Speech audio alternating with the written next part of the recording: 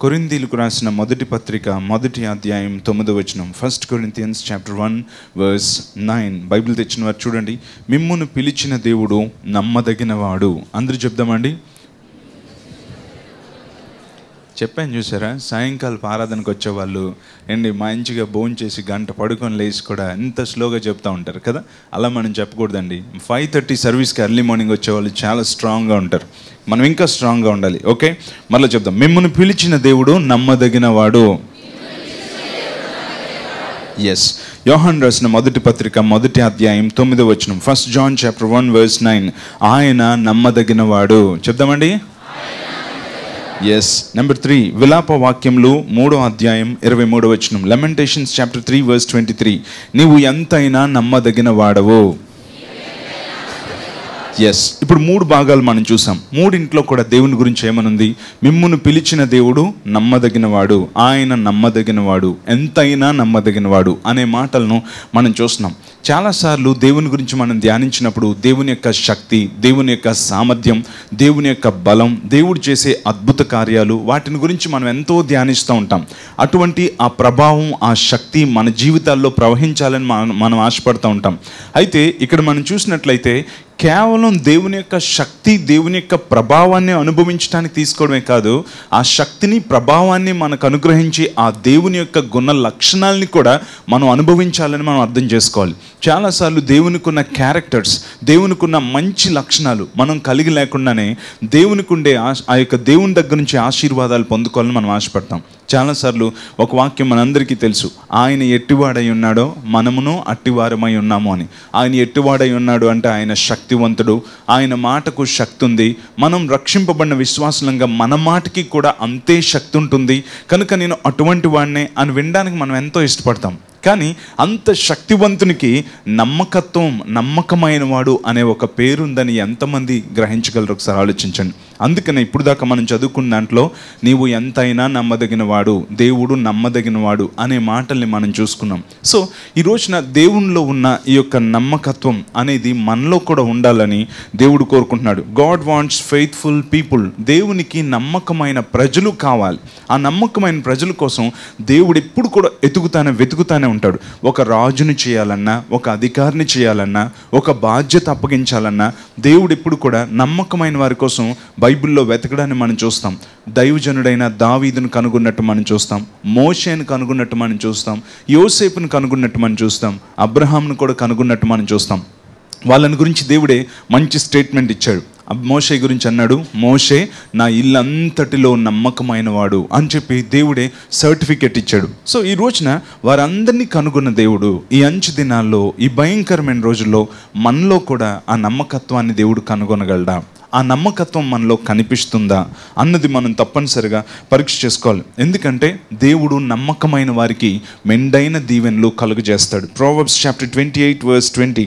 సామెతల గ్రంథం 28వ అధ్యాయం 20వ వచనాన్ని మనం చూసినట్లయితే నమ్మకమైన వారికి దీవెనలు మెండుగా కలుగును అన్నది. చూసారా, దేవుడు నమ్మకమైన వారిని వెతికి వారికి మెండైన దీవెనలు కలుగజేయాలని ఆశపడుతున్నాడు. అంతేకాదు దావీదు భక్తుడు కూడా తన క్యాబినెట్లో తీసుకోవడానికి నమ్మకమైన వారి కోసం వెతుకుతున్నా అని చెప్పన్నాడు. 101వ కీర్తన 6వ వచనం. Psalm 101 verse 6.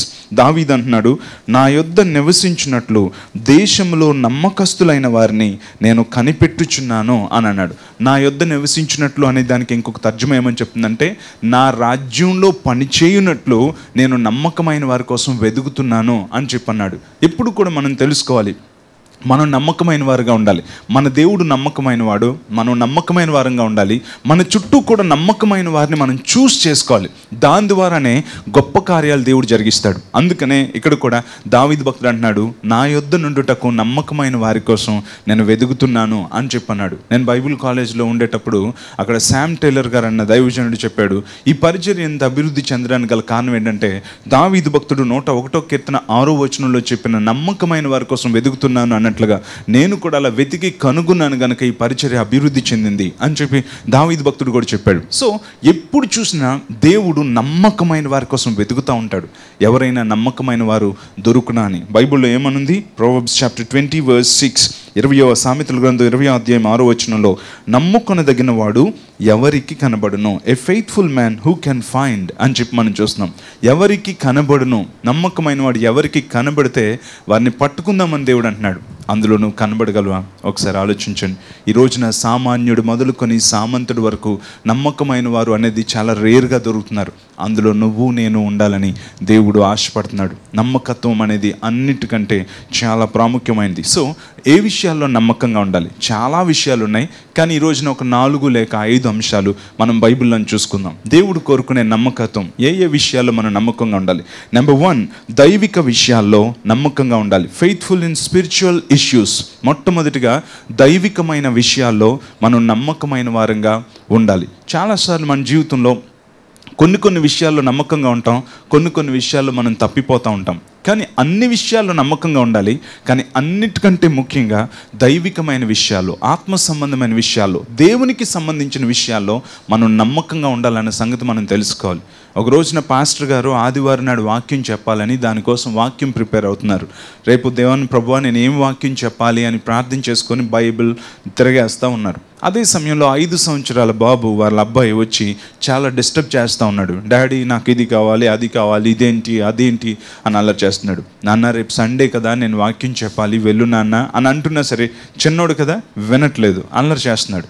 వీడికి ఇలా కాదు, ఏదో ఒక పని అప్పచెప్పాలి అని చెప్పి ఏం చేశాడంటే ఒక వరల్డ్ మ్యాప్ తీసుకొని, ఒక ప్రపంచ పటం తీసుకొని మొక్కల కింద అన్ని చింపేసి, అప్పుడు ఆ మొక్కలన్నీ కూడా చిన్న బాబుకి ఇదిగో ఈ పేపర్ మొక్కలన్నీ తీసుకుని వెళ్ళి నువ్వు అక్కడ కూర్చుని మొత్తం వరల్డ్ మ్యాప్ అంతా కరెక్ట్గా సెట్ చేసి ఇదిగో అని చెప్పి చిన్న గమ్ కొచ్చాడు.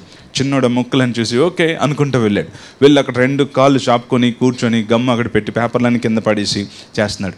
అమ్మయ్య మా ఓడు 2-3 గంటల దాకా ఇంకా రానే రాడు అని అనుకొని పాస్టర్ గారు ప్రిపేర్ అవుతూ ఉంటే కరెక్ట్గా 15 to 20 minutesలో అబ్బాయి వచ్చేసాడు. డాడీ వరల్డ్ మ్యాప్ రెడీ అని చెప్పి ఆశ్చర్యపోయాడు.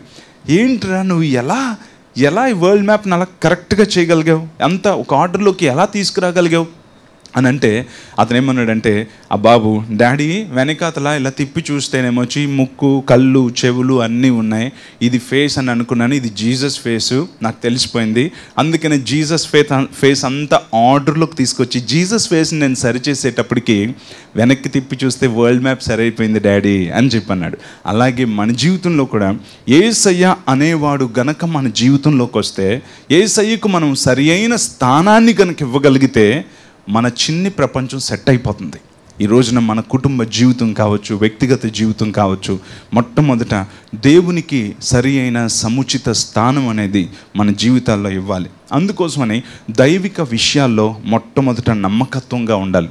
ఎంతమంది ఈ రోజున దైవిక విషయాల్లో నమ్మకంగా ఉన్నారు? దైవిక విషయాలు అని అంటే నువ్వు టైత్ ఇస్తున్నావు కదా, దశంభాగం ఇస్తున్నారు కదా మీరు, అయితే దశంభాగం అయితే మనం కవర్లో పెట్టి ఇచ్చేయచ్చు, అది తప్పనిసరిగా ఇవ్వాలి, మంచిదే. కానీ ఎంతమంది దేవుడిచ్చిన 24 గంటల్లో దశంభాగం సమయాన్ని దేవునికి ఇస్తున్నారు? టైత్ మీ సమయంలో మీరు ఇస్తున్నారా? దేవుడు మీకు ప్రతిరోజు 24 గంటలు ఇస్తున్నాడు. ఆ 24 గంటలు మీరు ఎంతమంది టైత్ ఇస్తున్నారు? ఒకసారి ఆలోచించండి. మనం డబ్బులు ఇవ్వచ్చు, ఆ డబ్బులు తిరిగి వస్తాయి, కానీ అన్నిటికంటే విలువైంది సమయం. విలువైన తిరిగి రాని సమయాన్ని మనం దేవునికి ఇవ్వగలుగుతున్నామా? శ్రేష్టమైన సమయాన్ని దేవునికి ఇవ్వడంలో మనం నమ్మకంగా ఉన్నామా? ఒకరోజు 10 నిమిషాలు ప్రార్థన, ఒకరోజు 40 నిమిషాలు ప్రార్థన, ఒకరోజు 1 నిమిషం ప్రార్థన, ఒకరోజు నో ప్రార్థన కదా. ఇది నమ్మకత్వమేనా? ఒకసారి ఆలోచించండి. అందుకనే దేవుడు కోరుకునేది ఏంటంటే ఆత్మీయ విషయాల్లో నమ్మకత్వం. దేవునితో మనకుండే సంబంధం విషయంలో మనం నమ్మకమైన వారంగా ఉండాలి. ప్రతిరోజు కూడా కీర్తనకారుడు అన్నాడు, దేవా నా దేవుడు నీవే, వేకువనే నేను నిన్ను వెదుకుదును అని చెప్పన్నాడు కదండి.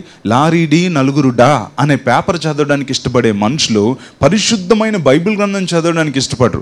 ఉదయాన్నే అపవిత్రమైన వాటితోటి సహవాసంతోనే మొదలు పెడతా ఉంటారు. బైబిల్ చెప్తుంది, ముద్దలో మొదటి పిడికెడు పరిశుద్ధమైతే ముద్దంతయు పరిశుద్ధమే అని అన్నాడు. సో రోజులో మొదటిది బెస్ట్ టైం దేవునికి, పరిశుద్ధుడైన దేవునికి మనం ఇస్తే రోజంతా పరిశుద్ధుడైన దేవుని సన్నిధి మనతో పాటు ఉంటుంది. అందుకోసం అని చెప్పి మనం తెలుసుకోవాల్సింది ఏంటంటే దైవిక విషయాల్లో మనం నమ్మకంగా ఉన్నామా ఒక్కసారి ఆలోచించండి. దేవునితో ఏకాంతంగా గడపడం విషయంలో నమ్మకంగా ఉన్నామా? బైబిల్ ధ్యానించడం విషయంలో నమ్మకంగా ఉన్నామా? ప్రతి ఒక్కరు క్వైట్ టైం అన్నది ఎప్పుడైనా చేస్తున్నారా అన్నది ఒకసారి ఆలోచించండి. సో దైవిక విషయాలు అంటే దేవుని యొక్క సన్నిధిలో ఏకాంతంగా గడుపుట విషయాల్లో మనం నమ్మకంగా ఉండాలి. దేవుని యొక్క పరిచర్య విషయంలో మనం నమ్మకంగా ఉండాలి. దేవుడు నీకు కప్పులు ఎత్తే పని అయినా, బాత్రూమ్ తుడిచే పని అయినా, హోలీ కమ్యూన్ కావచ్చు, లేకపోతే కానుకలు పట్టే పని కావచ్చు, పాటలు పాడే పని కావచ్చు, క్వైర్ పని కావచ్చు, నడిపించే పని కావచ్చు, ఏ పని ఇచ్చినా అది నేను నమ్మకంగా చేస్తున్నానా లేదని మనం పరీక్ష చేసుకోవాలి. అది ఏ పని అన్నా ఇది నాది కాదు, నా దేవుడిది, ఇది ఫలానా వాళ్ళకి సంబంధించింది కాదు, నా దేవుడిది అని ఆత్మీయ విషయాల్లో నమ్మకత్వం కావాలి. ఆ నమ్మకత్వాన్ని దేవుడు మన జీవితంలో చూస్తాడు. ప్రేమైన సహోదరి సహోదరుడా, ఈరోజు మన జీవితంలో దేవుడు ఆత్మీయ విషయాల్లో నమ్మకత్వాన్ని దేవుడు చూడగలడా? ప్రతిసారి నేను వాక్యం సిద్ధపడినప్పుడు నాకు ఒక్కొక్కసారి భయం వేసి ఏడుపు కూడా వస్తూ ఉంటుంది. రాత్రప్పుడు కూడా ప్రార్థన చేస్తూ ఉంటాను, ప్రభువా 6,000 మందిని నాకు అప్పగించావు, వీళ్ళందరి విషయంలో నేను నమ్మకంగా ఉన్నానా? ఈ 6,000 మందిని ఆత్మీయంగా నడిపించడం విషయంలో నేను నిండు మనసుతో వాక్యం చెప్తున్నానా, లేకపోతే పొడి పొడిగా చెప్తున్నానా అని రోజు ఎంతో తప్పించి బాధతో ఒక్కొక్కసారి ఏడుపు కూడా వస్తూ ఉంటుంది. ఎందుకంటే నేనేదో మంచిగా అలవోకగా మాట్లాడగలను కాబట్టి మాట్లాడడం అనేది పద్ధతి కాదు. నేను ఏదైనా మాట్లాడితే దేవుడు నా హృదయంలో పెట్టిన దాన్ని నిండు మనసుతో నమ్మకంగా నేను ప్రకటించాలి. నమ్మకంగా 6,000 మంది బాధ్యతను దేవుడు నన్ను నమ్మి 6,000 మంది నాకు అప్పగించాడు. 6,000 మంది అయినా మీ అందరి గురించి ఎంతో బాధ ఉంటుంది, ఒక్కోసారి ఎంతో టెన్షన్ వస్తూ ఉంటుంది. నేను నమ్మకంగా చేస్తున్నానా, నమ్మకంగా వాక్యం చెప్తున్నానా? ఈ 6,000 మందే కాదు, అంతర్జాతీయంగా మన పరిచర్యలు విస్తరించున్నాయి. అన్ని వేల మందితో నేను నమ్మకంగా ఇచ్చేస్తున్నానా? ఫోన్ చేసినప్పుడు వాళ్ళతో నేను నమ్మకంగా మాట్లాడానా? వారు సాటిస్ఫై అయ్యారా? వారిని దేవుని కోసం మేలు చేసే విధంగా నేను మాట్లాడానా అని ప్రతి దానికి తప్పించిపోతాను. అదేవిధంగా ప్రతి ఒక్కరికి కూడా ఆ మనసు ఉండాలి. అదేంటంటే నేను దేవుని దృష్టిలో నమ్మకమైన వాడిగా, నమ్మకమైన దానిగా ఉండాలి అని. సో దేవుడు మనకు అప్పగించే పరిచర్య కావచ్చు, దేవునితో ఏకాంతంగా జీవించే సమయం కావచ్చు, రెగ్యులర్గా దేవుని మందిరానికి రావడం అనే విషయం కావచ్చు, ఇవన్నీ ఆత్మీయ విషయాలు. వీటిల్లో మనం నమ్మకంగా ఉన్నామా లేదా అన్నది చాలా ప్రాముఖ్యమైన విషయం. ఎందుకంటే నమ్మకమైన వానికి మాత్రమే దేవుడు బాధ్యతలు, స్థాయిల్ని అప్పగిస్తాడు. అందుకని మొట్టమొదట ఆత్మీయ విషయాల్లో నమ్మకంగా ఉండాలి. ఆత్మీయ విషయాల్లో నమ్మకంగా ఉంటే మిగతా విషయాల్లో నమ్మకంగా ఉండడం సులువు అవుతుంది. సో అందుకని నెంబర్ 1 మనం పరీక్ష చేసుకోవాల్సింది ఏంటంటే దైవిక విషయాల్లో నమ్మకముగా ఉండాలి. అందరూ చెప్దామండి, ఎస్. నెంబర్ 2 కుటుంబానికి నమ్మకంగా ఉండాలి. అందరూ చెప్దామండి, yes. Faithful to your family. మీ కుటుంబానికి మీరు నమ్మకమైన వారుగా ఉండాలి. దేవుడు ఫస్ట్ చర్చ్ ప్రారంభించలేదు, కుటుంబాన్ని ప్రారంభించాడు. ఏదైనా తోటలో స్త్రీని గాను పురుషుని గాను ఒక కుటుంబ వ్యవస్థను ఏర్పాటు చేసి వారిని దీవించాడు. కనుక ఈరోజు రెండవదిగా మనం పరీక్ష చేసుకోవాల్సింది ఏంటంటే మొట్టమొదటిగా దేవుని విషయాల్లో నమ్మకంగా ఉండాలి. రెండవదిగా కుటుంబ విషయాల్లో మనం నమ్మకంగా ఉన్నామో లేదో తప్పనిసరిగా పరీక్ష చేసుకోవాలి. Faithful to your companion. నీ యొక్క భాగస్వామి విషయంలో నువ్వు నమ్మకమైన వ్యక్తిగా ఉండాలని దేవుడు కోరుకుంటున్నాడు. ఒక భర్తగా నువ్వు నీ భార్య విషయంలో నమ్మకమైన వ్యక్తిగా ఉన్నావా అన్నది నువ్వు పరీక్ష చేసుకోవాలి. ఒక భార్యగా నీ భర్త విషయంలో నువ్వు నమ్మకమైన దానివేనా అన్నది నువ్వు పరీక్ష చేసుకోవాలి. ఎందుకంటే ఈ రోజుల్లో మనం చూస్తే అనేక మంది ఆ నమ్మకత్వం లేని వ్యక్తులుగా ఉండడం అనేది మనం చూస్తున్నాం. కనుక ఈ రోజున ఆ నమ్మకత్వాన్ని దేవుడు మన జీవితాల్లో కోరుకుంటున్నాడు. కనుక ఈ రోజున మన సంగతి ఏంటి ఒకసారి ఆలోచించండి. ఈ మధ్యన చాలా ఎక్కువ పెళ్ళిళ్ళు అయిపోతూ ఉన్నాయి కదా. మొన్నటి దినాన్ని మీటింగ్స్ నుంచి వస్తూ ఉంటే డస్ట్ లేచిపోతూ ఉంది. మంచి అది కొంచెం కచ్చా రోడ్డు, అక్కడ విపరీతంగా అన్వర్ చుట్టుపక్కల ప్రాంతాల్లో విపరీతంగా పెళ్ళిళ్ళు అవుతున్నాయి. వాళ్ళని చూస్తున్నప్పుడు, ఒక జంటను చూసినప్పుడు నాకు ఎందుకో ఏడుపు వచ్చేసింది అనమాట. చాలాసార్లు అటువంటి చూసినప్పుడు నాకు చాలా బాధ కలుగుతుంది. అదేంటంటే ఒక డొక్కు ఆటోలో పెళ్లి కూతురు పెళ్లి కొడుకు, కొత్తగా పెళ్ళయింది, బుగ్గ మీద నుంచి మంచిగా ఒక చుక్క పెట్టుంది, మంచి జడేశారు, తల నిండా పువ్వులు పెట్టారు. డొక్క ఆటోలో పెళ్లి కూతురు పెళ్లి కొడుకు బంధువులు అందరూ ఇలా ఇలా ఇలా ఇలా వెళ్ళిపోతూ ఉంది. అందరూ పెళ్లి కొడుకు తాలూకోలే ఉన్నారు.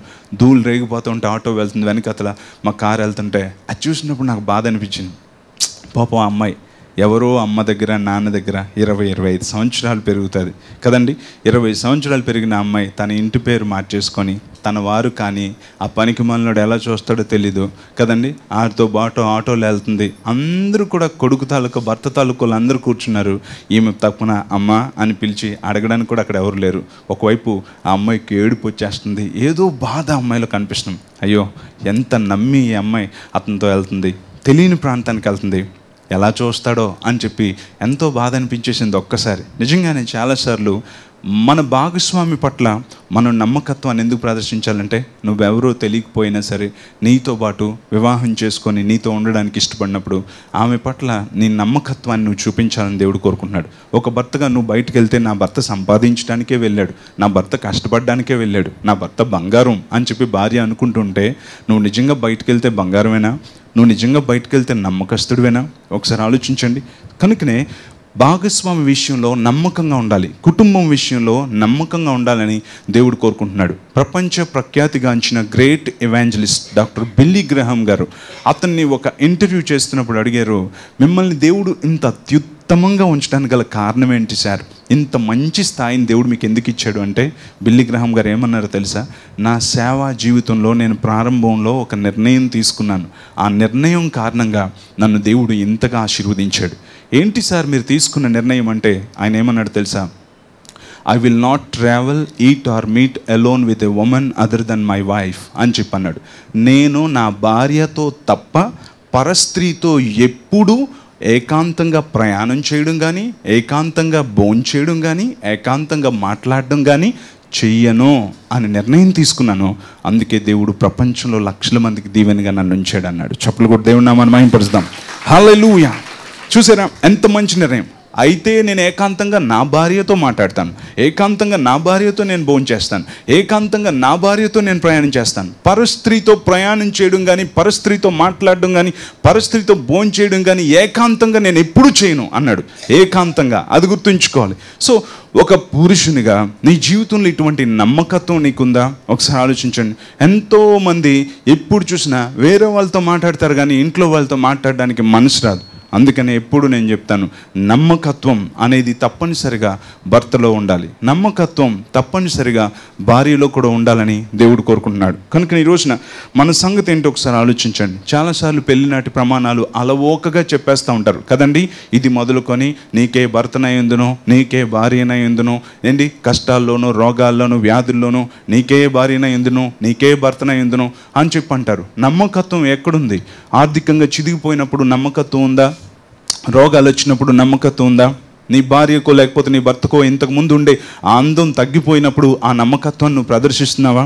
లేకపోతే అన్నీ తెస్తున్నప్పుడే నీ భార్య మీద నువ్వు నమ్మకంగా ఉన్నావా? నీ భార్య సంవత్సరం పొడుగునా కావాల్సిన సరుకులు అమ్మగారి ఇంటి దగ్గర తెస్తుంటే అప్పుడే నువ్వు నమ్మకంగా చూస్తున్నావా? ఏమీ తేలైనప్పుడు కూడా నువ్వు నమ్మకంగా చూడగలుగుతున్నావా? ఒకసారి ఆలోచించండి. ఎంతోమంది అలా చూడలేని పరిస్థితి. నమ్మకత్వం అనేది అందంగా ఉన్నా అందంగా లేకపోయినా, ఆరోగ్యం ఉన్నా ఆరోగ్యం లేకపోయినా, బీపీ షుగర్ వచ్చినా రాకపోయినా, అన్ని సందర్భాల్లో కూడా ఆ నమ్మకత్వం అనేది నీ దగ్గర ఉండాలి. భర్త అయినా భార్య అయినా అందరికీ కూడా ఒకటే మ్యాండేటరీ. కనుక ఈ రోజున నమ్మకత్వం అనేది కుటుంబ విషయాల్లో తప్పనిసరిగా ఉండాలి. ఎంతోమంది భర్తలకి భార్యలకి బాధ్యతలు లేక ఈ రోజున కుటుంబ వ్యవస్థ పాడైపోవడాన్ని మనం చూస్తున్నాం. కనుక ఈ నమ్మకత్వం అనేది పురుషునికే కాదు, స్త్రీకి కూడా తప్పనిసరిగా ఉండాలి. తిమోతికి రాసిన మొదటి పత్రిక 3వ అధ్యాయం 11వ వచనం. 1 Timothy chapter 3 verse 11. స్త్రీను అన్ని విషయాలలో నమ్మకమైన వారుగా ఉండవలెను అని చెప్పి ఇక్కడ క్లియర్గా రాయించాడు. స్త్రీలు, సహోదరులు, మీతోనే దేవుడు మాట్లాడుతున్నాడు. అన్ని విషయములలో నమ్మకమైన వారుగా ఉండవలనని ఇక్కడ పౌలు భక్తుడు హెచ్చరించడాన్ని మనం చూస్తున్నాం. కనుక ఈ రోజున స్త్రీలుగా కూడా మనం నమ్మకమైన వారుగా మీరు ఉన్నారో లేదో మీరు పరీక్ష చేసుకోవాలి. ఎన్నో ప్రేయర్ రిక్వెస్ట్లు, వేల కొలది ఆఫీస్కి ఉత్తరాలు, మెయిల్స్, ఫోన్ కాల్స్ వస్తూ ఉంటాయి. అవి చూస్తుంటే పిచ్చెక్కిపోద్ది కొత్త వాళ్ళకి ఎవరికన్నా. ఎందుకోసం అంటే భార్య భర్తల మధ్యన ఇంత నమ్మకత్వం లేని దౌర్భాగ్య స్థితి అని అనిపిస్తూ ఉంటుంది. ఒక అబ్బాయి ఫోన్ చేశాడు, అన్న నేను చచ్చిపోదాం అనుకుంటున్నానన్న. ఏం కష్టం వచ్చింది నీకు అని అంటే, నేను ఎంబీబీఎస్ ఫెయిల్ అయిపోయానన్న, అందుకోసమని నా భార్య నన్ను వదిలేసి వెళ్ళిపోయింది. నువ్వు ఎంబీబీఎస్ పాస్ అయ్యి ఎప్పుడైతే ఉద్యోగం వస్తుందో అప్పుడు ఫోన్ చేయి, అప్పుడు వస్తాను అని చెప్పిందంట. ఎంబీబీఎస్లోనే పెళ్ళి అయిపోయింది, బిడ్డ కూడా పుట్టాడు. ఎంబీబీఎస్ ఫెయిల్ అయిపోయాడని వదిలేసిపోయింది. నమ్మకత్వమేనా? అంతకుముందే కదా పెళ్ళిలో ప్రమాణం చేసావు. కానీ ఇప్పుడు ఎక్కడికి పోయావు నువ్వు కదా? అన్నా నా కన్ను సరిగ్గా కనిపించట్లేదు, యాక్సిడెంట్ అయిందని, నా భార్య నన్ను వదిలేసి వెళ్ళిపోయిందన్నా అని ఇంకొక తమ్ముడు ఏడుస్తున్నాడు. నమ్మకత్వేనా? భర్త డబ్బులు సంపాదించినప్పుడేనా నమ్మకంగా చూస్తావు? భర్త డబ్బులు సంపాదించలేనప్పుడు, మంచం మీద ఉండిపోయిన పరిస్థితి వచ్చినప్పుడు నువ్వు ఆ నమ్మకత్వాన్ని ప్రదర్శించడం నీకు తెలీదా? కనుకనే ఇక్కడ అంటున్నాడు, స్త్రీలారా మీరు నమ్మకమైన వారుగా ఉండాలి అని చెప్పి అంటున్నాడు. భర్తలు నమ్మకంగా ఉండాలి, భార్యలు కూడా నమ్మకమైన వారుగా ఉండాలి. ఆ నమ్మకత్వం లేకపోవడం వల్లనే కుటుంబాలు దీవించబడట్లేదు. ఈ రోజున నమ్మకత్వం అనేది ఎప్పుడు దేవుడు కోరుకుంటాడు కదండి. ఎంతోమంది భార్యలు మనం చూస్తాం, భర్తలకు చెప్పకుండా చీట్లేసి చీవాట్లు తింటారు కదండి. ఎంతోమందిని మనం చూస్తాం, ఎత్తేగానే వెంటనే అప్పుడు చెప్తారు, ఏంటి మీకు ఒక సంగతి చెప్పలేదని. ఏంటంటే ఇది కష్టపడి తెచ్చిన డబ్బులు చీట్లు ఎత్తి అవి ఎత్తేసినాక అప్పుడు చెప్తారు. చీట్లు ఎత్తడం చీవాట్లు తినడం కదా. అందుకే ఒక ఆయన పాట రాశాడు, చీట్లు పేకలాడి నువ్వు చెల్లకుండా పోయావా అని చెప్పి. అలాంటివన్నీ చేసి నమ్మకంగా ఉండకపోవడం అనేది కూడా చాలా ఘోరమైన విషయం. కనుకనే ఈరోజున తెలుసుకోవాలి, కుటుంబంలో భార్య భర్తలుగా వారు ఎప్పుడు నమ్మకమైన వారుగా ఒకరికొకరు ఉండాలి. అది చాలా ప్రాముఖ్యమైన విషయం. సో నమ్మకత్వం అనేది మొట్టమొదటి ఏ విషయంలో ఉండాలండి? దైవిక విషయాల్లో. రెండవదిగా కుటుంబ విషయంలో. మూడవదిగా నీ పిల్లల విషయంలో నువ్వు నమ్మకమైన వాడుగా ఉండాలి. నెంబర్ 3, మీరు పిల్లల విషయంలో నమ్మకమైన వారుగా ఉండాలి. Faithful to your children. నీ పిల్లల పట్ల నువ్వు నమ్మకమైన వారుగా ఉండాలి కదా. దేవుడు మనల్ని నమ్మి మనకి బిడ్డల్ని అనుగ్రహిస్తాడు. చాలామందిని మనం చూస్తే ఏమంటారు తెలుసా? నేను కన్నాను అని చెప్పి అంటారు. నేను కన్న బిడ్డనరా అని చెప్పి ఏడుస్తూ ఉంటారు. బైబిల్లో ఎవరు కూడా అలా అనలేదు. బైబిల్లో వారందరూ దేవుడు నాకు ఇచ్చాడు అని బైబిల్లో వారు చెప్పారు. యోసేపు అన్నాడు, ఈ దేశంలో దేవుడు నాకు ఇచ్చిన కుమారులు అని చెప్పన్నాడు. నేనును యెహోవా నాకు ఇచ్చిన కుమారులు అని బైబిల్లో ఉంది. గర్భఫలము ఆయన ఇచ్చు బహుమానము. చూసారా? అన్నిట్లో కూడా దేవుడిచ్చాడు అంటే నేను కన్నాను అని అంటాను. నేను కన్నాను అన్నవారు పిల్లల మీద బాధ్యత కలిగి ఉండలేరు. కానీ దేవుడు నాకు ఇచ్చాడు అన్నవారు దాన్ని కాపాడుకోవడానికి ఇష్టపడతారు. సో ఈరోజు మనం తెలుసుకోవాల్సింది ఏంటంటే, మనల్ని దేవుడు నమ్మి బిడ్డల్ని ఇచ్చాడు. ఆ బిడ్డల పట్ల మన వ్యవహార శైలి ఎలా ఉంది? బిడ్డల్ని పెంచడం విషయంలో మనం నమ్మకమైన వారంగా ఉన్నామా అన్నది మనం ఎప్పుడు కూడా పరీక్ష చేసుకోవాలి. ఎందుకోసం అంటే దేవుని వాక్యం చెప్తుంది, మన జీవితంలో మనల్ని నమ్మి దేవుడు బిడ్డల్ని ఇచ్చాడని. చాలామందిని మనం చూస్తే అటువంటి పిల్లల్ని చాలామంది పట్టించుకోరు. చాలామందిని చూస్తే పిల్లలతో సమయం గడపడానికి చాలామందికి సమయమే ఉండదు. ఎంతోమంది ఏమనంటే వాళ్ళ కోసమే కదా కష్టపడుతున్నాను అంటారు, కానీ ఆ పిల్లల కోసం సమయం మాత్రం అనేక మంది ఇవ్వలేని స్థితిలో ఉంటారు. అంతకంటే ఘోరమైన విషయం ఇంకోటి ఉండదు. నేను ఇందాకే చెప్పాను, విలువైన ఆ సమయాన్ని దేవునితో పాటు నీ కుటుంబంతో కూడా గడపడానికి ఆ సమయాన్ని మీ పిల్లలకి ఇవ్వడం అనేది మీరు ఎప్పుడు కూడా నేర్చుకోవాలి. ఒక కుటుంబంలో ఒక భర్త ఉన్నాడు, ఉదయాన్నే వెళ్ళిపోతాడు, పిల్లలు స్కూల్ లేవకముందే వెళ్ళిపోతాడు, బిడ్డ పడుకున్న తర్వాత మళ్ళీ ఇంటికి వస్తూ ఉంటాడు. ఇదే తంతు రోజు కూడా. ఒకరోజు బిడ్డ ముందు లేచిపోయాడు, ఈ తండ్రి ఏమో ఆ రోజు ఇంకా లేవలేదు, నీరసంగా ఉందని పడుకున్నాడు. ఫస్ట్ టైం ఈ అబ్బాయి లేచి ఇలా కూర్చుంటాడు, పక్కన బెడ్ మీద ఎవరని బెడ్షీట్ బిడ్డ తీశాడు, ఎవరో పడుకున్నాడు. మమ్మీ ఎవడి అంకుల్ అని చెప్పి అన్నాడు. అంకుల్ కాదు, వాళ్ళ డాడీయే. ఎప్పుడో చూసి ఎంతో కాలమైంది గుర్తుపట్టలేకపోయాడు అనమాట. అంటే ఆ బిడ్డకి అసలు ఎప్పుడు డాడీ మాట్లాడే తీరు కానీ ఏది కూడా లేదు. ఈ రోజులో ఎంతోమంది పిల్లలకి సమయం ఇవ్వలేని దౌర్భాగ్య స్థితి. రీసెంట్ సర్వేలు ఏమని చెప్తున్నాయంటే, సగటున పేరెంట్స్ అంట, ఎస్పెషల్లీ డాడీ, రోజుకి 38 సెకండ్లు మాత్రమే బిడ్డలతో మాట్లాడుతున్నారంట. 35 నిమిషాలు కాదు, 35 సెకండ్లు, 38 సెకండ్స్, 30 నిమిషం కూడా కాదనమాట. రోజుకి 38 సెకండ్లు తల్లిదండ్రులు పిల్లలతో మాట్లాడుతున్నారంట. ఎక్కువ సమయం తల్లిదండ్రులు పిల్లలతో మాట్లాడే దానికంటే కూడా వాట్సాప్ అండ్ ఫేస్బుక్ అవి చూసుకొని గడిపేవారుగా తయారైపోయారు. ఎంతోమంది ఎప్పుడు చూసినా వాట్సాప్ ముందునే పిల్లలు ఉంటారు, ఆ క్లాస్ని పెట్టండి ఉండరా అని చెప్పి అంటూనే ఉంటారు. వాట్సాప్ ప్రతి ఒక్కరికి కూడా వాట్సాప్. ఆ జియో వచ్చిన దగ్గర నుంచి ఇంకా ఎక్కువ అయిపోయింది. ఎక్కడెక్కడి నుంచో ఏవేవో ఫోటోలు పెట్టేస్తుంటారు, చూసిందే చూడడం, పెట్టిందే పెట్టడం కదా. ఎప్పుడు చూసినా ఎవరైనా నాకు ఫోటో పంపించారా, ఎవరైనా నాకు ఏమైనా మెసేజ్ పెట్టారా, వాళ్ళకి కళ్ళెత్తి మొఖం బొమ్మ పెట్టాలా, ఏంటి ఇలాగ ఏడుస్తున్నట్ట నవ్వుతున్నట్ట యాన్ పెట్టాలని బొమ్మలు ఎత్తుక్కోవడంతో టైం సరిపోతుంది. ఫేస్బుక్లో నాకు ఎన్ని లైక్లు వచ్చాయి, ఎవడు కామెంట్ పెట్టాడు, థ్యాంక్ యూ బన్నీ గిన్ని జిన్ని అని పెట్టడానికి వీటికి సమయం అయిపోతుంది తప్ప పిల్లలతో గడపడానికి ఎంతమందికి సమయం ఉంది? కనుక మన ముందుండే పిల్లలు కూడా మనతో గడపకుండా టీవీలతో గడుపుతూ ఉన్నారు. సో అందుకని ఈరోజు దేవుడు మనతో మాట్లాడుతున్నాడు. మీరు పిల్లలతో ఎప్పుడైనా సరే సమయాన్ని గడుపుతున్నారా? మీ పిల్లలతో మీరు మాట్లాడుతున్నారా? ఎంతోమంది పిల్లలతో అందరితో కూడా మాట్లాడుతూనే ఉంటారు. కదా. ఒక తండ్రి ఎప్పుడు చూసినా ఇంట్లో ఉన్న ఆవుతో మాట్లాడుతూ ఉండేవాడు. ఒక కూతురు కూడా ఉంది. ఆ కూతురు డాడీ అంటే చాలు అదులుబా అస్తమానం మాట్లాడక మధ్యలోకి రాకు అని అంటూ ఉండేవాడు. ఆవుతో మాత్రం బాగున్నావా పక్క జీరో అంటుకుంటూ అని మాట్లాడుతూ ఉండేవాడు. ఒకరోజు నీ పాపకి బాధ అనిపించి, డాడీ నేను నీ కూతురుగా పుట్టేదానికంటే ఏ పశువు కింద పుట్టుంటే బాగుండేదని. ఏమ్మా అని అన్నాడు. నువ్వు నాతో కంటే ఆవుతోటే ఎక్కువగా మాట్లాడుతున్నావు కదా అని ఏడ్చిందంట. చాలామంది ఆవులతోనూ పిల్లులతోనూ కుక్కలతోని ఎంత బాగా మాట్లాడతారో పిల్లలతో మాత్రం మాట్లాడరు. ఎంత భయంకరమైన విషయం. కనుకనే దేవుడు మనకి బిడ్డల్ని ఇచ్చాడు అన్నప్పుడు వారితో మనం మాట్లాడాలి. వారు మాట్లాడుతున్నప్పుడు మనం కూడా వినాలి. అందుకోసమనే ఈ రీసెంట్ సర్వేలు ఏమని చెప్తున్నాయంటే, ఏ తల్లిదండ్రులు అయితే పిల్లలతో ఎక్కువగా మాట్లాడరో, ఏ తల్లిదండ్రులు అయితే పిల్లలు చెప్తున్నప్పుడు వినరో, అటువంటి పిల్లలే యాంటీ సోషల్ ఎలిమెంట్స్ కింద మారిపోతున్నారంట. సంఘ విద్రోహ శక్తుల కింద మారిపోతున్నారు. ఎందుకో తెలుసా? తల్లిదండ్రులు పిల్లలతో ఎక్కువ సమయం మాట్లాడకపోవడం వలన, పిల్లలు ఏమైనా చెప్తే దాన్ని అసలు పట్టించుకోకుండా వినకపోవడం వలన, దానివల్ల జరుగుతుంది ఏంటంటే, ఒకటి సంఘ విద్రోహ శక్తుల్లా తయారైపోతున్నారు. రెండవదిగా ఇన్ఫీరియారిటీతో నింపబడుతున్నారంట వాళ్ళు. ఎందుకోసం అంటే ఎప్పుడు చూసినా మమ్మీ డాడీ నీకేం తెలీదు అంటే ఓకే నాకేమీ తెలీదు అని అలా ఉండిపోతున్నారు. అందుకోసం అని చెప్పే వాళ్ళు మాట్లాడుతున్నప్పుడు మనం వినాలి. అలాగే మనం కూడా వాళ్ళతో మాట్లాడే వారంగా ఉండాలి. కానీ ఎంతోమందికి పిల్లలతో గడపడానికి, విలువైన సమయాన్ని గడపడానికి ఎంతోమందికి లేదు. ఎప్పుడైనా మీ పిల్లలకి మంచి జోక్ చెప్పి నవ్వించారా? ఎప్పుడైనా మీ పిల్లల్ని ఆడించారా? ఎప్పుడైనా బంతాట ఆడించారా? సైకిల్ తొక్కడం ఎప్పుడైనా నేర్పించారా? రాత్రికి మంచి కథ చెప్పి ఎప్పుడైనా బొజ్జోబెట్టారా? ఎప్పుడన్నా మీరు ఇటువంటి పనులు మీరు చేశారా? ఎప్పుడైనా చూడదగ్గ ప్రాంతాలకి మీ పిల్లల్ని ఎక్కడికన్నా తీసుకొని వెళ్ళారా? ఒక్కసారి ఆలోచించండి. ఎంతోమందిని మనం చూస్తే కనీసం ఈ వెకేషన్స్లో ఎంతమంది వెళ్ళారు మీ ఫ్యామిలీస్తో అంటే ఇప్పుడు అడిగితే ఇబ్బంది పడిపోతారు. అందుకే నేను అడగట్లేదు. సో చాలామంది పిల్లలతో కుటుంబంతో గడపడానికి కూడా వారికి ఖాళీ లేని దౌర్భాగ్య స్థితిలో వాళ్ళు ఉంటారు. నేను సంవత్సరం పొడుగునా చాలా బిజీ షెడ్యూల్లో ఉంటాను. అయినప్పటికీ కూడా నా ఫ్యామిలీతో గడపడానికి నేను ఎప్పుడు కూడా ఒక సమయం అనేది దాన్ని ఉంచుకుంటాను. అందుకే నా ఆఫీస్కి మేనేజర్కి ఫోన్ చేసి, సార్ వాళ్ళ ఫ్యామిలీ కోసం డేట్స్ ఉంటే అందులో ఏదైనా 1-2 అడ్జస్ట్ చేయండి అని అడుగుతారు ఆఫీస్కి. వాళ్ళకి తెలుసు నేను వాళ్ళ కోసం స్పెషల్గా నేను ఉంచుకుంటానని. అలాగే మనం ఎంత బిజీగా ఉన్నా సరే మనకున్న స్తోమతతో, మనకున్న పరిధిలో మనం కూడా ఏదో ఒక ప్రాంతానికి వెళ్ళాలి. ఏదో ఒక చూడదగ్గ ప్రాంతానికి ఫ్యామిలీ అంతా మీకున్న స్తోమతలో వడాపార్క్కి వెళ్ళండి. మీరేమి ఎక్కడో ఊటీ వెళ్ళిపోనవసరం లేదు. మీకున్న స్తోమతలో ఎక్కడికన్నా మీరు వెళ్ళొచ్చు. ఎప్పుడైనా వెళ్ళారా? ఎప్పుడైనా తీసుకొని వెళ్ళారు? ఎప్పుడు చూసినా మా డాడీయే వెళ్ళిపోతాడు, మమ్మల్ని తీసుకొని వెళ్ళరు అని చెప్పే పిల్లలు ఎంతోమంది ఉంటారు. నేను ఇలా చెప్తుండగానే మీ పిల్లలు మీ వైపు చూస్తున్నారు చూడండి.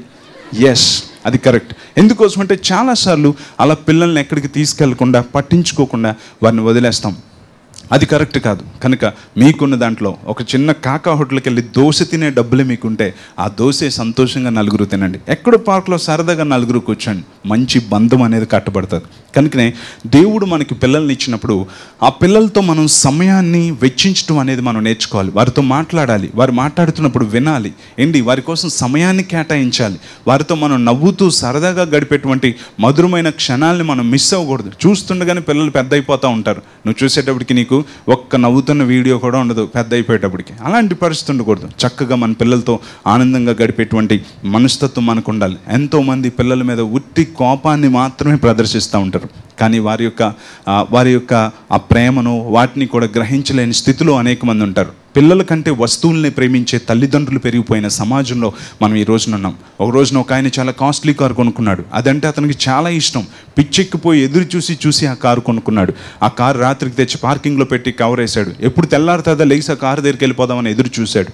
తెల్లారింది. వెంటనే కవర్ తీసి బాగున్న కారునే మళ్ళా తుడిచేస్తూ ఉన్నాడు. అవతల వైపుగా వెళ్ళి తుడుస్తూ ఉన్నాడు. 5 సంవత్సరాల బాబు వాళ్ళకున్నాడు. ఈ బాబు ఏం చేశాడు? అవతల డాడీ తుడుస్తూ ఉంటే యువతలు రాయి పట్టుకొని కారు మీద ఏదో మొత్తాన్ని ఫుల్గా గీసేసి డాడీ చూడు ఎలా చేశాను అనేటప్పటికి గీతలు గీసాడని తెలిసి పిచ్చెక్కిపోయింది. కారుని పాడు చేస్తారని 5 సంవత్సరాల ఆ చిన్న బిడ్డ యొక్క చెయ్యి, చాలా టెండర్గా ఉన్న చెయ్యి ఇలా నేల మీద పెట్టి అక్కడే ఉన్న రెంచ్తో వేళ్ళు మీద టపా టపా టపా టపా టపా కొట్టేయడంతో, రక్తం వచ్చేలా కొట్టేయడంతో వేళ్ళని ముక్కలు కింద బ్రేక్ అయిపోయి లోపలంతా కూడా. అప్పుడు కానీ మళ్ళీ తేలికొని చచ్చి ఇలా కొట్టాను ఏంటని హాస్పిటల్ తీసుకెళ్ళాడు. డాక్టర్స్ చెప్పారు బిడ్డ యొక్క వేళ్ళు పనిచేయవండి, పూర్తిగా చితికిపోయాయి అని చెప్పి కట్టి హాస్పిటల్లో ఉంటే 5 సంవత్సరాల బాబు దగ్గరికి తండ్రికి బాధ అనిపించి వెళ్ళాడు. వెళ్తే డాడీ నొప్పి వస్తుంది డాడీ, చెయ్యి నొప్పి వస్తుంది డాడీ అని ఏడవడం మొదలుపెట్టాడు. తండ్రికి చాలా బాధ అనిపించింది. కారు కోసం ఎందుకు కొట్టాను వీడిని అని చెప్పి ఇంటికి వెళ్ళాడు. వెళ్ళి ఆ కారు దగ్గర నించొని ఇంతకీ కారు మీద ఏం రాశాడు అని చెప్పి చూశాడు. కారు మీద లవ్ యూ డాడ్ అని రాశాడు. డాడీ చూడు ఏం చేశాను అంటే, నాన్న నిన్ను ప్రేమిస్తున్నాను నాన్న అని ఆ చిట్టి చేతులతో రాయితో రాస్తే ఆ బిడ్డ యొక్క చేతులు వేళ్ళు పగలగొట్టేశాడు. ఎంత భయంకరమైన విషయం. వస్తువుల్ని వాడుకోవాలి, మనుషుల్ని ప్రేమించాలి. కానీ ఈ రోజుల్లో మనుషుల్ని వస్తువుల్లా చూస్తూ వస్తువుల్ని ప్రేమించే సమాజంలో మనం ఉన్నాం. అందుకని ఈరోజు దేవుడు మనతో మాట్లాడుతున్నాడు. మనకి దేవుడిచ్చిన ఈ కుటుంబ జీవితంలో బిడ్డల పట్ల మనవంతు బాధ్యత మనం ఎలా నిర్వహిస్తున్నాం ఒకసారి ఆలోచించండి. డబ్బులు సంపాదించేస్తే కాదు, నవ్వుతూ ఉండడం నేర్చుకోండి. సరదాగా ఇంట్లో నవ్వులు, ఆనందాలు ఎప్పుడు కూడా ఇంట్లో ఉండడం అనేది చాలా ప్రాముఖ్యమైన విషయం. అందుకోసమనే పిల్లల కోసం మనం సమయాన్ని కేటాయించాలి, వారి మనోభావాలను అర్థం చేసుకోవాలి, వారితో పాటు సరదాగా మనం కూడా గడిపే వారంగా ఉండాలి. ఎప్పుడు సీరియస్గా ఉండే డాడీగా మమ్మీగా మనం ఎప్పుడు కూడా ఉండకూడదు. అది ఎప్పుడు కూడా మంచిది కాదు. ఫ్రెండ్ లాగా ఉండడం నేర్చుకుంటే అంతకంటే ఆశీర్వాదకరమైన వాతావరణం ఇంకొకటి ఉండదు. అంతేకాదు పిల్లలకి దేవునికి ఇవ్వడం కూడా మనం నేర్పించాలి. చాలాసార్లు మనం పిల్లలకి దేవునికి ఇవ్వడం అనేది మనం నేర్పించాం. ఇంట్లో ఎప్పుడు కూడా 3 బాక్సులు పెట్టాలి చిన్నప్పటి నుంచి కూడా. ఈ 3 బాక్సుల్లో ఒకటి ఏంటంటే దేవునికి, ఇంకొకటి ఇతరులకి, ఇంకొకటి నాకు అని ఉండాలి. అందులో పిల్లలకి చిన్నప్పటి నుంచి కూడా మనం చేయాల్సింది ఏంటంటే, పాకెట్ మనీ అమ్మమ్మో నాయనమ్మో తాతయ్య ఎవరో ఒకరు ఇస్తారు, లేకపోతే మనం ఒక 100 రూపీస్ పాకెట్ మనీ ఇస్తాం. ఇచ్చినప్పుడు వారికి ముందే నేర్పించాలి. 100 రూపీస్లో మొట్టమొదట దేవునికి తీయాలి కదా నాన్న. ఓకే టైత్, ఓకే దేవునికి 10 రూపీస్ తీసేసాను, ఇంకెంత ఉంది? 90 రూపీస్ ఉంది. నిన్ను వల్లే నీ పొరుగు అని ప్రేమించమని దేవుడు చెప్పాడు కదా, కనుక నువ్వు ఇతరులకి ఇవ్వడానికి ఎంత ఇస్తావు? 10 రూపీస్ ఇస్తాను డాడీ, ఓకే వేసేయి అని 10 రూపీస్ ఇచ్చాడు. ఇంకెంత ఉంది? 80 రూపీస్ ఉంది. 80 రూపీస్లో మరి నువ్వు దాచుకోవాలి కదా, ఎంత దాచుకుంటావు? అబ్బా అంతా నేను దాచుకొని చాక్లెట్లు కొనుక్కోవాలి, అన్నీ దాచుకుంటే నేనేం కొనుక్కుంటాను. సరే ఎంత కొనుక్కుంటావు? 20 రూపీస్ నేను కొనుక్కుంటాను. ఓకే కొనుక్కో. ఇంకెంత ఉంది? 60 రూపీస్ ఉంది. అది నువ్వు దాచుకుంటున్నావు. దీని ద్వారా ఏం తెలుసుకుంటాడు? నెంబర్ 1 దేవునికి ఇవ్వాలి, రెండవదిగా ఇతరులకి ఇవ్వాలి, మనం కూడా సేవ్ చేసుకోవాలి. ఈ 3 విషయాలు చిన్నప్పటి నుంచి అడిగి అర్థమైపోతుంది. అందుకోసమని పిల్లలకి ఇటువంటి విషయాలు బాధ్యతాయుతంగా మనం తెలియజేయాలి. కానీ ఈ రోజుల్లో అమ్మా నాన్నలు మనం చూసినట్లయితే పళ్ళు పుచ్చిపోయే చాక్లెట్లు 100-200 రూపాయలు పెట్టి రకరకాల చాక్లెట్లు పిల్లలకి కొంటారు. కానుకేసేటప్పుడు ప్రతి బిడ్డ చేతిలో 10 రూపాయల నోటు పెడతారు. నేను ఎప్పుడు ఒకటి చెప్తాను, వారికి ఏమని తెలుస్తుంది అంటే దేవునికి తక్కువ ఇవ్వాలి అని వారు చిన్నప్పటి నుంచే వారు ఒక రాంగ్ మెసేజ్ వారికి వెళ్ళడం వలన తప్పుడు ఆలోచన కలిగి ఉంటారు. నువ్వు వెయ్యాలనుకున్న 500 నీ బిడ్డ చేతిలో పెట్టు, ఆ 10 రూపాయలు ఏదో నువ్వు వెయ్యి. ఎందుకో తెలుసా? నీ బిడ్డకి చిన్నప్పటి నుంచి నువ్వు తెలియజేయాలి దేవునికి బెస్ట్ ఇవ్వాలి అని. అప్పుడు అమ్మా నాన్నలుగా మీరు ఆస్తులు ఇవ్వలేకపోవచ్చేమో కానీ పరలోకపు తండ్రిగా ఆయన మీకు ఆస్తులను ఇవ్వగలడు. నమ్మిన వారు చప్పులు కూడా దేవుని నామమున మహిమపరుస్తాం. హల్లెలూయా. సో ఈ రోజున మనం తెలుసుకోవాల్సింది ఏంటంటే, మనకి దేవుడిచ్చిన బిడ్డల పట్ల మనం ఎటువంటి బాధ్యత కలిగి ఉన్నాం అన్నది చాలా ప్రాముఖ్యమైన విషయం. కనుక ఈ రోజున దేవుడు నీతోనే మాట్లాడుతున్నాడు. మనం ఎప్పుడైతే ఈ యొక్క ఆర్థిక విషయాల పట్ల లేకపోతే ఈ యొక్క బిడ్డల పట్ల నమ్మకంగా ఉంటామో అప్పుడే దేవుడు మనల్ని ఆశీర్వదిస్తాడు. కనుక ఎప్పుడైనా మన బిడ్డల కోసం మనం సమయాన్ని కేటాయించామా? చూడదగ్గ ప్రాంతాలకు ఎప్పుడైనా మన బిడ్డలను తీసుకొని వెళ్ళామా? వారి కోసం మనం ప్రార్థన చేశామా? వారికి బైబిల్ గ్రంథం ఇచ్చామా? బైబిల్ చదవకపోతే ఎప్పుడైనా మనం భయపడిపోయామా? ఒక్క లెసన్ కానీ చదవకపోతే గుండెలు బాధేసుకుంటూ ఉంటారు. ఆ పరీక్ష ఎలా రాస్తావు, ఇంకా చదవలేదంటే. ఎప్పుడన్నా బైబిల్ చదవలేదని గుండెలు బాదుకుని వేడిచేవా నీ బిడ్డ కోసం? అది మాత్రం ఎప్పుడు కూడా ఉండదు. కనుక మన జీవితంలో మొట్టమొదట బిడ్డలకి కూడా ఫస్ట్ ప్రయారిటీ దేవుడు అని చెప్పి నేర్పించాలి. అప్పుడే వాళ్ళు కూడా గొప్ప ప్రయోజకులుగా ఉంటారు. ఈ రోజున పరిశుద్ధాత్మ దేవుడు నీతోనే మాట్లాడుతున్నాడు. సో మనలో నమ్మకత్వం అనేది మనలో ఒక ప్రత్యేకమైన సమాజంలో మనల్ని నిలబెడుతుంది. నెంబర్ 1 ఏ విషయంలో నమ్మకంగా ఉండాలండి? దైవిక విషయాల్లో నమ్మకంగా ఉండాలి. నెంబర్ 2 కుటుంబ విషయంలో నమ్మకంగా ఉండాలి. నెంబర్ 3 పిల్లల విషయంలో మనం నమ్మకంగా ఉండాలి. నెంబర్ 4 ఆర్థిక విషయాల్లో నమ్మకమైన వారంగా ఉండాలి. Faithful in financial issues. బైబిల్లో మనం చూసినట్లయితే లూకా సువార్త 16వ అధ్యాయం, లూక్ చాప్టర్ 16 వర్సెస్ 11 and 12. లూకా సువార్త 16వ అధ్యాయం 11 నుంచి 12 వచనాలు. కాబట్టి మీరు అన్యాయపు సిరి విషయంలో నమ్మకముగా ఉండని ఎడల సత్యమైన ధనమును ఎవరు మీ వశము చేయనో, మీరు పరుల సొమ్ము విషయంలో నమ్మకముగా ఉండని ఎడల మీ సొంతమైనది మీకు ఎవడిచ్చునో. చూసారా? అన్యాయపు సిరి విషయంలో నమ్మకంగా ఉండాలి, ఇతరుల సొమ్ము విషయంకి వచ్చేటప్పటికి నమ్మకంగా ఉండాలి అని దేవుడు అన్నాడు. దేవుడు నిన్ను ఆశీర్వదించేదానికంటే ముందు నువ్వు ఆర్థిక విషయాల్లో నమ్మకంగా, ధనం విషయంలో నమ్మకంగా ఉన్నావా లేదా అన్న దేవుడు చూస్తాడు. ఈ ధనం విషయంలో నువ్వు ఉన్న నమ్మకత్వాన్ని బట్టే నిన్ను ఆర్థికంగా దేవుడు దీవిస్తాడు. అందుకని ఇక్కడ ఏమని అంటున్నాడంటే, నువ్వు అన్యాయపు సిరి విషయంలో నమ్మకంగా ఉండాలి అని చెప్పి దేవుడు అన్నాడు. జక్కయ్య ఇంట్లోనికి, జక్కయ్య హృదయంలోనికి యేసుక్రీస్తు ప్రభు ఎప్పుడైతే వచ్చాడో వెంటనే జక్కయ్య ఒక మంచి డెసిషన్ తీసుకున్నాడు. అదేంటో తెలుసా? ప్రభు ఇప్పుడు దాకా నా దగ్గర ధనం ఉంది, అది నమ్మకంగా సంపాదించింది కాదు, అదంతా అన్యాయంగా అడ్డగోలుగా సంపాదించాను. అందుకనే ఎవరిదైతే అన్యాయంగా తీసుకున్నానో వారికి నేను డబుల్ పోర్షన్లో ఇచ్చేస్తాను, 4 గుంతలు కూడా వారికి చెల్లించేస్తానని చెప్పి ఫస్ట్ డెసిషన్ తీసుకున్నాడు. అంటే అతడు ఇప్పుడు ఎంత నమ్మకమైన వాడుగా మారిపోయాడో చూడండి. ఎప్పుడైతే దేవుడు అతని జీవితంలోకి వచ్చాడో, అమ్మో అన్యాయపు సొత్తు నా దగ్గర ఉండకూడదు అని చెప్పి ఒక నిర్ణయం తీసుకున్నాడు. ఒక రోజు నాకు సహోదరి నాకు ఫోన్ చేసి హైదరాబాద్ నుంచి, బ్రదర్ కొంచెం ప్రార్థన చేయండి, నా భర్త సిఐగా ఉన్నారు, సర్కిల్ ఇన్స్పెక్టర్, ఆయన కోసం ప్రార్థన చేయండి అని. తప్పకుండా చేస్తానమ్మా. దేనికి అంటే ట్రాన్స్ఫర్ కోసం చేయండి బ్రదర్. అలా చేస్తానమ్మా. కాదు వినండి బ్రదర్ అని. చెప్పండి ఏం చేయాలని అంటే యాక్చువల్గా నా భర్తకి మాదాపూర్ ట్రాన్స్ఫర్ అయ్యేలా చేయండి బ్రదర్, ఎందుకంటే ఈ సంవత్సరం మేము డ్యూప్లెక్స్ ఇల్లు కట్టుకోవాలనుకుంటున్నాం బ్రదర్ అని. డ్యూప్లెక్స్ ఇల్లు కట్టుకునే దానికి మాదాపూర్ ట్రాన్స్ఫర్ అవ్వడానికి గల సంబంధం ఏంటో నాకు అర్థం కాలేదు. ఏంటంటే మళ్ళీ ఒకసారి చెప్పండి అని. అంటే ఈ సంవత్సరం నా భర్తకి ఎలాగన్నా మాదాపూర్ ట్రాన్స్ఫర్ అయ్యేలా చేయండి బ్రదర్, ఎందుకంటే ఈ సంవత్సరం మేము డ్యూప్లెక్స్ ఇల్లు కట్టుకుందాం అనుకుంటున్నాం బ్రదర్ అని.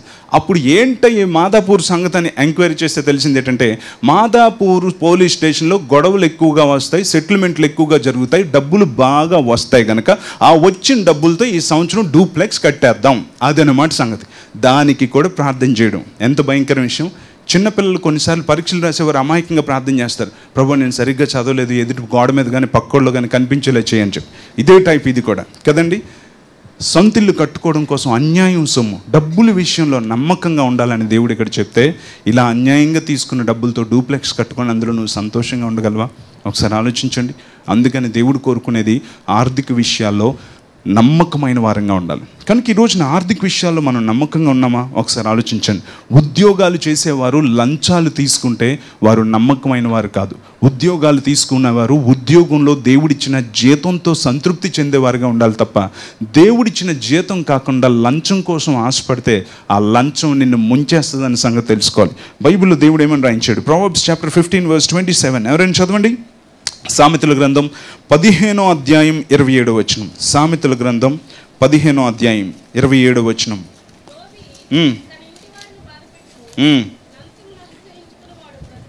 లంచమును అసహించుకునేవాడు బ్రతుకును అనుంది. చూసారా?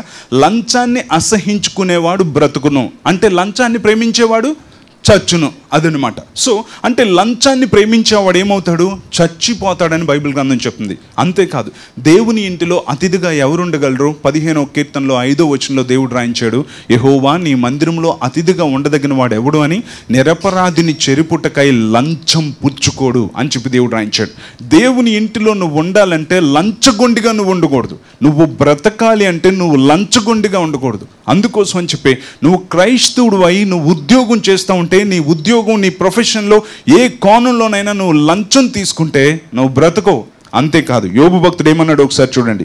యోబు గ్రంథం 15వ అధ్యాయం 34వ వచనం. Job chapter 15:34. యోబు గ్రంథం 15వ అధ్యాయం.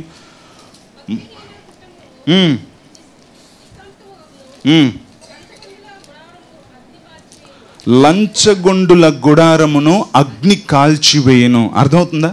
లంచగొండుల గుడారాన్ని అగ్ని కాల్చేస్తుందంట. ఒకటి, లంచం తీసుకునేవాడు చచ్చిపోతాడు, లంచం తీసుకునేవాని గుడారం అగ్ని కాల్చివేస్తుంది అని చెప్పి దేవుడు రాయించాడు. కనుక ఆర్థిక విషయాల్లో ఒక క్రైస్తవుడుగా నువ్వు నమ్మకంగా ఉన్నావా, లేకపోతే లంచగొండివా? నిన్ను చూడగానే నీ గురించి ప్రజలు ఏమని సాక్ష్యం చెప్తారు? కనుక ఉద్యోగం చేసేవాడు లంచంతో కాదు, జీతంతో బ్రతకడానికి ఆశపడాలి.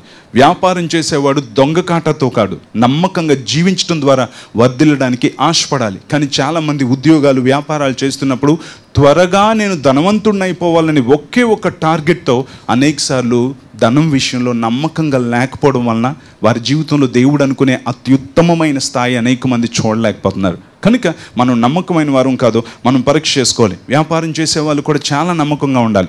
దొంగ త్రాసు యెహోవాకు హేయము. దేవుడు మీతోనే మాట్లాడుతున్నాడు. ఉద్యోగాలు చేసేవారు, వ్యాపారాలు చేసేవారు, డబ్బుల విషయంలో మీరు నమ్మకంగా లేకపోతే ఈ రోజున మీరు త్వరగా సంపాదించుకోవచ్చేమో, కానీ లాస్ట్కి వచ్చేటప్పుడు సంపాదించినవన్నీ కూడా ఎవరు అవుతాయో కూడా మీకే తెలియదు. అందుకోసం అని చెప్పి డబ్బుల విషయంలో మనం నమ్మకంగా ఉండాలి. దొంగ త్రాసు యెహోవాకు హేయం. ఎప్పుడు వాళ్ళు గొప్ప వాళ్ళు కాలేరు. మీరు ఎప్పుడైనా పేపర్లు అమ్మేమని చూసారండి? ఉదయం నుంచి కూడా ఆడి జీవితకాలం అంతా డొక్కు సైకిల్ ఎగిరెగిరి తొక్కుతూ పాత పేపర్లు కొంటామని తిరుగుతూ ఉంటాడు. ఆడెప్పుడు చూసినా ఆడు వెయిట్లో కాటాలో చిటికిని వెళ్తూ నొక్కుతానే ఉంటాడు. 2 కేజీలు పేపర్లు వేస్తే ఆడు కేజీ కింద చూపిస్తాడు. ఆడి జీవితమైనా ఎప్పుడైనా బాగుపడినట్టు మీరు చూసారా? జీవితంలో ఎంట్రుకలు పండిపోతాయి, మొత్తం ముడతలు వచ్చేస్తాయి, కానీ పాత పేపర్లు కొంటూనే తిరుగుతూ ఉంటాడు. కారణం ఏంటో తెలుసా? నమ్మకత్వం లేకపోవడం. ఎప్పుడైతే మన జీవితంలో ఆర్థిక విషయాల్లో నమ్మకత్వం అనేది లేదో మనల్ని దేవుడు ఆశీర్వదించలేడు. పోతీఫర్ దగ్గర ఉన్న యోసేపుని గురించి ఏమన్నాడో తెలుసా? పోతీఫరు తను తినడం తప్ప తన దగ్గర ఏమున్నదో ఏమి లేదో చూచుకునేవాడు కాదంట. ఎందుకంటే అక్కడ డబ్బుల దగ్గర నమ్మకమైన ఒక యోసేపు ఉన్నాడు.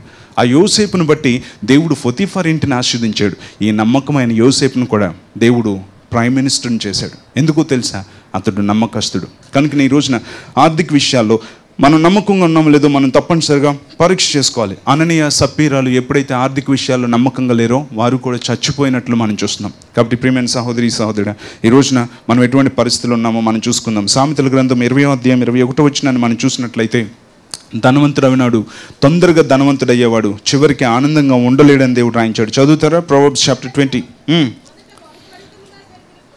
మొదట బహు త్వరితముగా దొరికిన స్వాస్థ్యము తుదకు దీవెన నొందకపోవును. చూసారా? మొదట బహు త్వరితంగా పొందిన స్వాస్థ్యం చివరికి వచ్చేటప్పటికి అది దీవెనగా ఉండదు. అందుకని తొందరపడి నేను ధనవంతుడిని అవ్వాలనుకున్నప్పుడు అందులో మనం దీవెన అనేది మనం పొందుకోలేం. కనుకనే మనం తొందరపడి నడవకూడదు. తొందరపడి నడిచేవాడు దారి తప్పిపోతాడు అని కూడా బైబిల్ చెప్తుంది. సో ఇప్పుడు 4 విషయాలు మనం చూసాం. నెంబర్ 1, ఏ విషయంలో నమ్మకంగా ఉండాలి?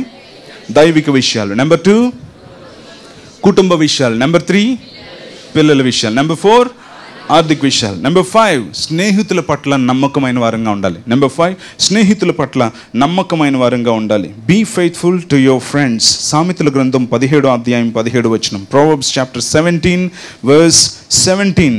నిజమైన స్నేహితుడు విడువక ప్రేమించును, దుర్దశలో అట్టివాడు సహోదరుడిగా ఉండును. మనం ఇంకొకటి తెలుసుకోవాల్సింది ఏంటంటే, స్నేహం చేసిన తర్వాత ఆ స్నేహంలో నమ్మకత్వం అనేది ఉండాలి. నమ్మక ద్రోహం అనేది ఎప్పుడు కూడా ఉండకూడదు. క్రైస్తవులు అంటే మనం ఒక ఫ్యామిలీ, మిరాకిల్ ఫ్యామిలీ అని అంటాం. అలాగే సార్వత్రిక సంఘం అంతా కూడా యేసు రక్తంలో కడగబడిన ప్రతి ఒక్కరు కూడా ఫ్యామిలీ. అయితే ఈ ఫ్యామిలీని దేవుడు ఫ్రెండ్ అని పిలవడానికి కూడా మనం చూస్తున్నాం. నా స్నేహితులైన మీతో చెప్పునదేమనగా అని అనేకసార్లు యేసుక్రీస్తు ప్రభు అన్నాడు. ఎందుకంటే మనం తెలుసు దేవుడు మనకి తండ్రి అని. తండ్రి దేవుడు అయినప్పటికీ కూడా ఆ దేవుడు అబ్రహాంతో ఎలా మాట్లాడాడు? స్నేహితునితో మాట్లాడినట్టు మాట్లాడాడు. చూసారండి? అంటే తండ్రి కొడుకులు ఫ్రెండ్స్ లాగా ఉంటే ఎంత బాగుంటుందో ఒకసారి ఆలోచించండి. తండ్రి కొడుకులు ఫ్రెండ్స్ లాగా ఉంటే చాలా బాగుంటుంది కదా. తండ్రి కొడుకులు అనే వాళ్ళు ఎప్పుడైతే ఫ్రెండ్స్ లాగా ఉంటారో చాలా బ్యూటిఫుల్గా ఉంటుంది ఆ మూమెంట్స్, వాళ్ళు మాట్లాడుకునే విధానం అదంతా. అలాగే స్నేహితుడు అని అంటే మనం ఒకే ఫ్యామిలీ, మనం ఫ్రెండ్స్ లాగా ఉంటే ఇంకెంత బాగుంటుందో ఒకసారి ఆలోచించండి. కనుక ఈ ఫ్రెండ్స్ మధ్యన ఉండాల్సింది ఏంటంటే నమ్మకత్వం అనేది ఉండాలి. అంటే సంఘంలో కానీ నీ దగ్గర స్నేహితులు ఎవరున్నప్పటికీ కూడా వారితో ఒక్కసారి నువ్వు స్నేహం మొదలు పెడితే నువ్వన్నా పోవాలి, వాళ్ళన్నా పోవాలి, లేదంటే దేవుడన్నా రావాలి. అంతవరకు కూడా ఆ స్నేహం తెగిపోవడానికి వీల్లేదు. అలా తెగిపోవడానికి నువ్వు కారణంగా ఉండకూడదు. అందుకని ఈరోజు దేవుడు నీతోనే మాట్లాడుతున్నాడు. స్నేహం అనేది డబ్బులు ఉండేటప్పుడే కాదు, స్నేహం అనేది ఇతరులు డబ్బులు ఇచ్చేటప్పుడే కాదు, వారికి ఆకలేసినప్పుడు, వారు దిగజారిపోయినప్పుడు, వారి పడిపోయినప్పుడు, వారికి దిక్కులేనప్పుడు కూడా అదే స్నేహాన్ని కొనసాగించేవారుగా ఉండాలి. బైబిల్లో యోబు భక్తుడు ఏమని అంటున్నాడు తెలుసా? ఒకసారి చూడండి. Job chapter 19 verse 14. యోబు గ్రంథం 19వ అధ్యాయం 14వ వచనం. యోబు గ్రంథం 19వ అధ్యాయం 14వ వచనం. నా ప్రాణ స్నేహితులు నన్ను మరచిపోయి ఉన్నారు. చూసారా? నా ప్రాణ స్నేహితులు నన్ను మరచిపోయి ఉన్నారు అని యోబు భక్తుడు అంటున్నాడు. ఇంతకుముందు యోబుకి ఆస్తి, అంతస్తు, ఐశ్వర్యం, పేరు, పలుకుబడి, మందలు, మార్బలం, పనివారు అందరూ ఉన్నారు. అందుకని అందరూ అన్నా నీ ప్రాణానికి ప్రాణమన్నా అని చెప్పి అంటూ ఉంటే యోబు మురిసిపోయాడా, నా కోసం ప్రాణం పెట్టేవాళ్ళు ఎంతమంది ఉన్నారని. యోబుకి ఎప్పుడైతే కుటుంబం పోయిందో, ఆరోగ్యం పోయిందో, అంతస్తు పోయిందో, అన్నీ పోగానే యోబు గురించి తెలుసంటే యోబా ఎక్కడో వినట్టుందండి అని అంటున్నారు వీళ్ళు. అందుకని ఏమని అంటున్నాడంటే నా ప్రాణ స్నేహితులు, ప్రాణమిస్తామన్నా అన్న స్నేహితులు నన్ను మర్చిపోయి ఉన్నారు. అటువంటి స్నేహంగా నీ స్నేహం ఉండకూడదు. నువ్వెవరితోనన్నా స్నేహం చేస్తే వారు చితికిపోయినప్పుడు కూడా వారు నీకు స్నేహితులుగానే ఉండాలి. వారు పగిలిపోయినప్పుడు కూడా వారు నీకు స్నేహితులుగానే ఉండాలి. అందుకనే స్నేహితుల విషయంలో కూడా నమ్మకంగా ఉండాలి. ఎందుకో తెలుసా? ఎవరికీ చెప్పలేని విషయాలు స్నేహితులకు చెప్తారంట. స్నేహితులకు చెప్పినప్పుడు నమ్మకమైన వాడు ఏం చేస్తాడు తెలుసా? సంగతి దాస్తాడు. నమ్మకమైన వాడు కానప్పుడు ఏం చేస్తాడు తెలుసా? అందరికీ బాగా పెట్టి ఊది చెప్తాడు, మా ఓడికి ఎలా జరిగింది అని చెప్పి. అందుకోసమనే నిజమైన స్నేహితుడు విడువక ప్రేమించును అన్నాడు. నమ్మకత్వం అనేది స్నేహంలో కూడా ఉండాలని దేవుడు కోరుకుంటున్నాడు. కనుక ఈ రోజున నీ స్నేహం ఎలా ఉంది? నువ్వు నాతో చేసే స్నేహం కానీ, నువ్వు నీతో చేసిన, నీ పక్కవారితో చేసిన స్నేహం కానీ, ఆ స్నేహం ఎప్పుడు కడదాకా నించోవాలి. ఆ స్నేహం కాపాడుకోవడం కోసం మీరు కొన్నిసార్లు సమయాన్ని పోగొట్టుకోండి, కొన్నిసార్లు డబ్బులు పోగొట్టుకోండి, కొన్నిసార్లు కొన్ని మాటలు పడడానికి కూడా ఇష్టపడండి. అయినప్పటికీ కూడా మీ వైపు నుంచి మీరు ఎప్పుడు నమ్మకంగా ఉండడం అనేది మీరు నేర్చుకోవాలి. అంతేగాని నిజమైన స్నేహం ఎప్పుడూ కూడా నమ్మకత్వాన్ని పోగొట్టుకోదనే సంగతి మీరు తెలుసుకోవాలి. ఇటువంటి నమ్మకం కలిగిన వారిని దేవుడు ఎప్పుడు ప్రత్యేకమైన స్థానంలోనే ఉంచుతాడు. హల్లెలూయా. సో ఈ నమ్మకత్వం అనేది ఎంతవరకు మనకు ఉండాలి? ఒకసారి ఆలోచించండి. ఎంతవరకు మనం నమ్మకమైన వారంగా ఉండాలి? చాలామంది నమ్మకంగా ఉంటారు. ఎప్పుడో తెలుసా? పరీక్షల్లో రిజల్ట్ వచ్చేంతవరకు నమ్మకంగా ఉంటారు. ఏంటి? బ్యాంకులో లోన్ శాంక్షన్ అయ్యేంతవరకు నమ్మకంగా ఉంటారు. అనుకున్న అబ్బాయితో మ్యారేజ్ సెటిల్ అయ్యేంతవరకు నమ్మకంగా ఉంటారు. ఏంటి? ఉద్యోగం వచ్చేంతవరకు నమ్మకంగా ఉంటారు. పాస్ అయ్యేంతవరకు నమ్మకంగా ఉంటారు. అక్కడి నుంచి మొదలు పెడతారు ఇంకా కదండి. అది నమ్మకత్వం కాదు.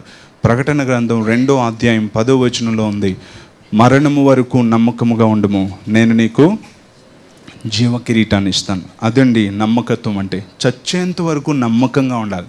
అటువంటి వారికి దేవుడిచ్చే అసలు సిసలైన చివరి బహుమతి ఏంటంటే జీవ కిరీటం ఇస్తాను. అంటే యుగయుగాలు ఆయనతో జీవించే స్థాయిని ఇస్తాను అని చెప్పన్నాడు. యుగయుగాలు ఆయనతో జీవించే భాగ్యాన్ని ఎవరికి ఇస్తాడు అంటే నమ్మకమైన వారికి దేవుడిస్తాడు. కనుకనే ఎంతవరకు నమ్మకంగా ఉండాలంటే చచ్చేంత వరకు నమ్మకంగా ఉండాలి. అందుకోసమనే రష్యా, రొమేనియా ప్రాంతాల్లో యేసుక్రీస్తు ప్రభు కోసం జీవిస్తున్న వారిని చెరసాల్లో మగ్గబెట్టి చంపేస్తూ ఉండేవారు.